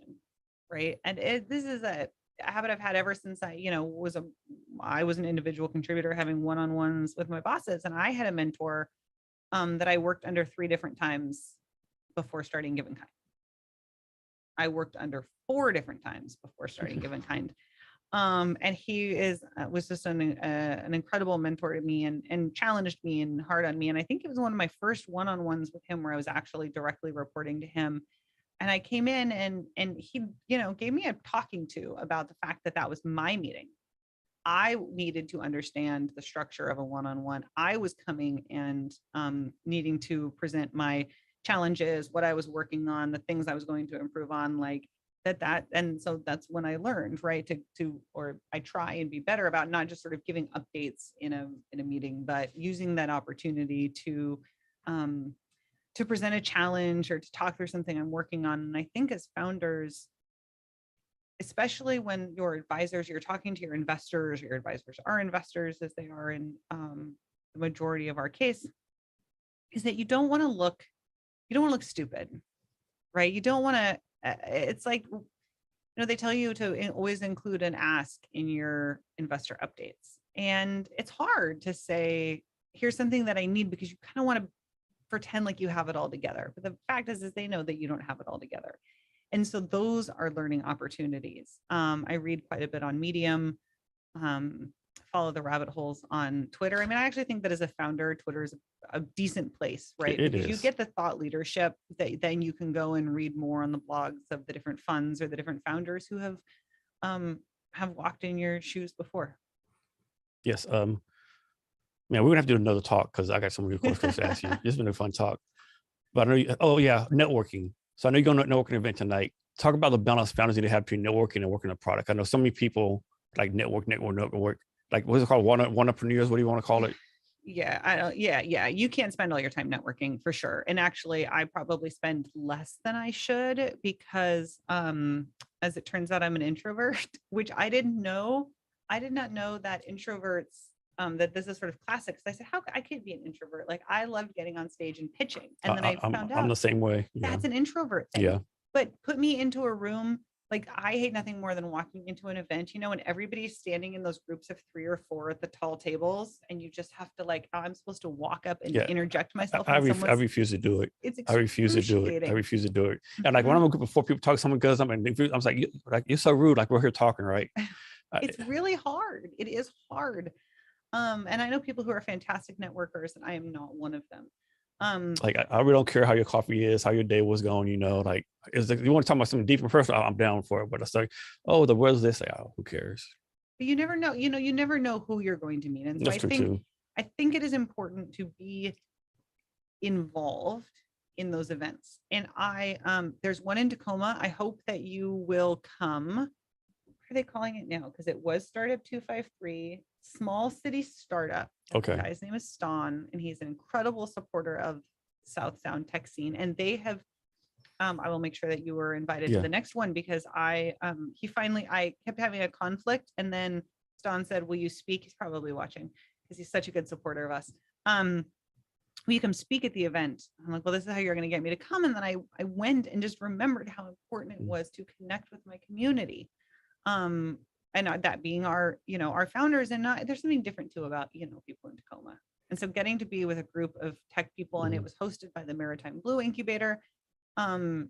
It's special in Tacoma, but I think the point is that you never know who you're going to meet at those events. And it's not just, I think that some founders think, oh, I'm going to go network and I'm going to meet the next investor for my company. But like, in reality, customers are just important. Advocates are just as important. You might meet your next employee, next advocate. 100%. Yeah. So one track I do for being an introvert, like closing event starts at 7:00. If I get at 7:10, I shouldn't even go, right? Because I'm done. What I do, I'll get like 15 minutes early, and people walk through the door. I introduce myself. They walk through the door. That's my trick. Yeah. So what happened to Startup 253? I know like they were doing it for a while. It's like they disappeared off the stage.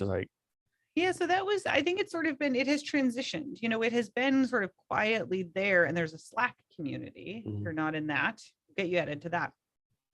And, it was being championed by Lee Reeves, who's a great advocate of the startup community here in Seattle. And he's worked for a couple different programs here where his role has been to help support founders and startups. And I know he was sort of got it kicked off, and then pandemic, and so it has really been taken up now by this guy Ston, who I had met at many other Seattle events, and at Tacoma events, and as I said, just such a champion. So I think there's a rebuilding of that. Yeah, I think coming back. I think Tacoma's definitely underrated. I don't think people realize all the colleges down there, all the talent down there. It's a lot down there, right? There is. So Laura, what kind of a talk? Can you give us any wisdom or advice or anything you want to talk about? No, I mean, I think that for me, the biggest advice, and this is coming, I think this is good timing. I think this is advice that is actually just being echoed right now, but I would have sort of said it anyways, right? Is that your business has to be sustainable. You have to create a business that will make money, that has customers, right? I think that we sort of lost track in this frothy market of the fundamentals of business. And it was really easy to think, because we've seen so many unprofitable unicorn companies, right, that just lose hundreds of millions of dollars. And it's really easy to think like growth at all costs. And that is not going to work anymore. And it probably shouldn't have been working all this time. And so I think the biggest thing for me is that anybody on this journey right now needs to don't be thinking about how how you can raise and when you can raise, and optimizing for a raise in investors. Optimize for a good, solid business. You only want to have to count on yourself. Laura, thank you for your time today. I really appreciate it. Thank you so much, Jason. And to our listeners, thank you for your time as well. Remember to be great every day.